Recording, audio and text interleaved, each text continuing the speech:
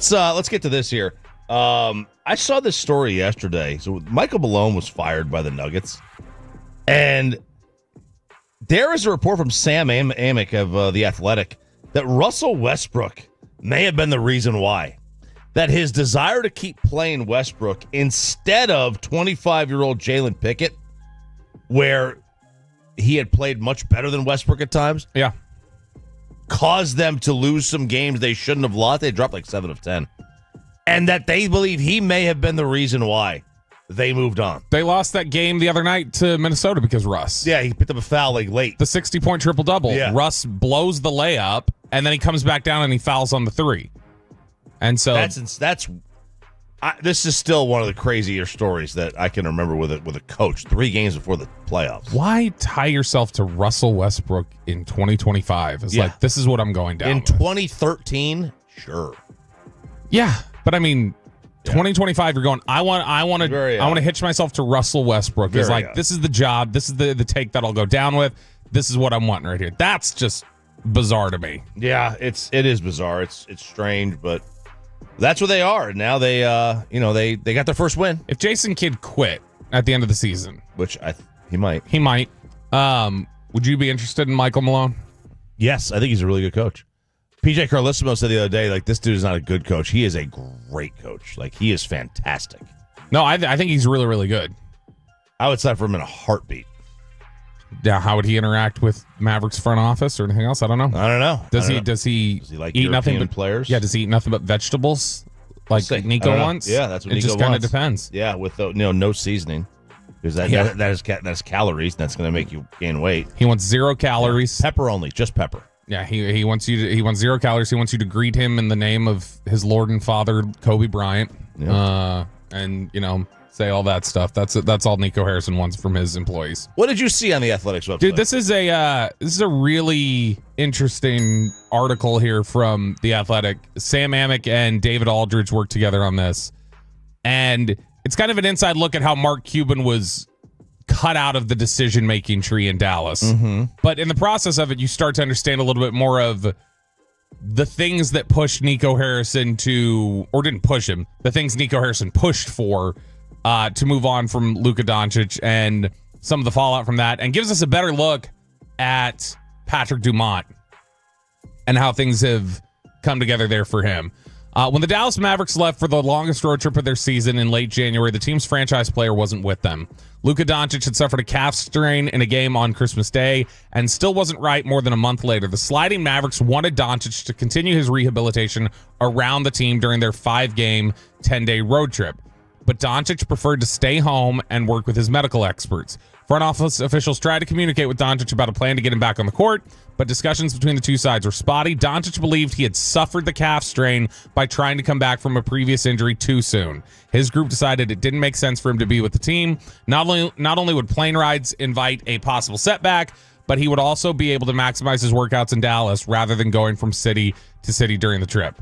The decision frustrated team executives, according to league sources, and it wasn't the first time the superstar in the organization had clashed. So one of the things they talk about here is this sort of thing had happened in the past and it didn't matter because Mark Cuban always had his back. Mm-hmm. And so disagreements were never really disagreements. Right. But this basically became the final nail in the coffin for Nico going, I'm trading him. Just the fact that he didn't want to go on the road trips while he was rehabbing from an injury. He thought it was more efficient to stay back in Dallas to rehab it. So how common is it to go on the road trips then? I mean, I don't know, but if you have a strained calf, I completely see why not wanting to jump on a plane every other day and wanting to just focus on rehab in one specific spot. I could see how people think we'll get back faster if we do it this way, rather than jumping around and doing all the different travel. This seems like this is once more another thing that shows they're stupid. They don't know what the hell they're doing over there. I would have to go see how common it is to take road trips. Like, did Kobe take all the road trips when he was recovering from his Achilles? Probably, if that's what Nico Harrison wanted, because that's what Nico Harrison always wants. When LeBron is not playing, if he's hurt, is he making all the road trips with the Lakers? The Athletic writes, Harrison had doubts about the wisdom of investing in the 26-year-old Doncic long-term, according to multiple team league sources, and the decision to skip the trip reiterated what Harrison already believed: the Mavericks would be better off without him. Doncic returns to Dallas on Wednesday for the first time since the widely criticized February 1st mega trade.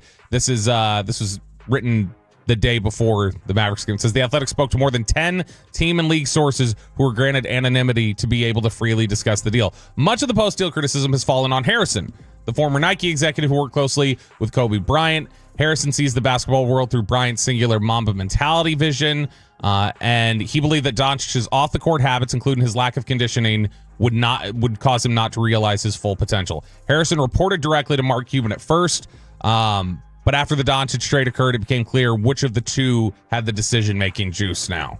And that was clearly Nico Harrison.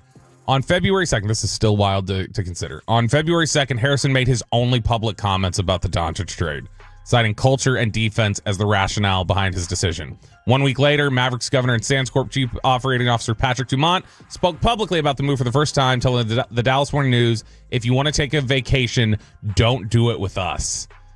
Gosh, they're so stupid. Wait, what? If you want to take a vacation, don't do it with us. Basically talking about you're not fully committed doing the work consistently.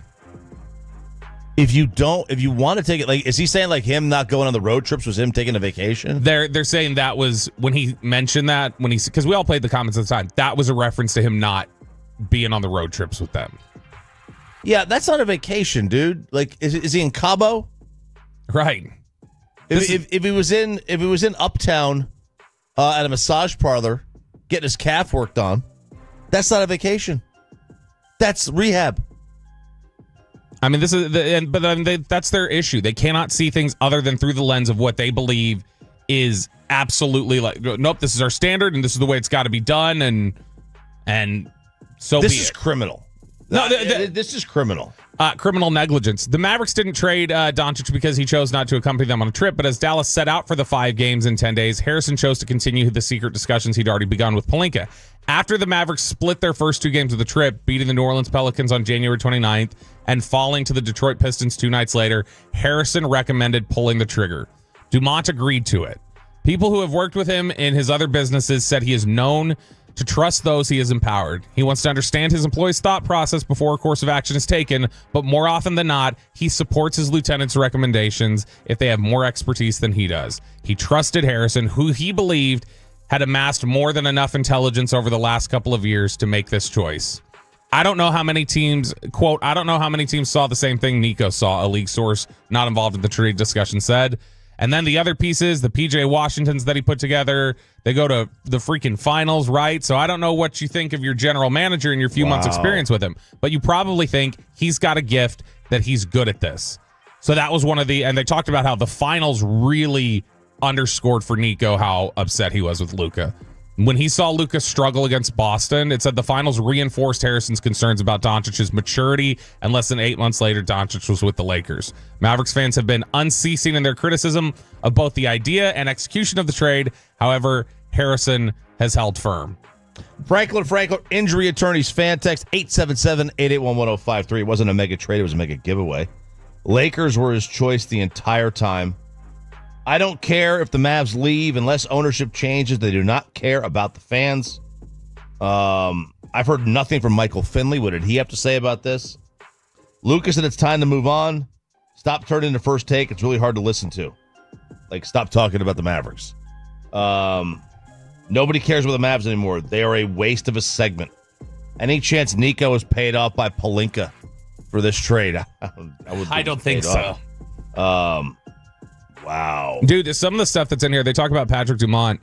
Dumont, the husband of Miriam Adelson's daughter, is the family's man on the ground. They say he grew up in Brooklyn, worked in investment banking before beginning his career at Sands Corp. In 2010, started Sands Corp in 2010, he has presented himself as a basketball fanatic. Remember that was what we heard him. Yeah. He was just like, oh, he knows everything about basketball, yeah. But the reality, according to some who've dealt with him in the 16 months since he's run the Mavericks, is that while he may indeed love the sport, he's a neophyte in the ways of the NBA. In an interview at a luncheon last offseason, Dumont awkwardly referred to the finals as, quote, the championship games. One league source said, Patrick doesn't know basketball, and he knows he doesn't.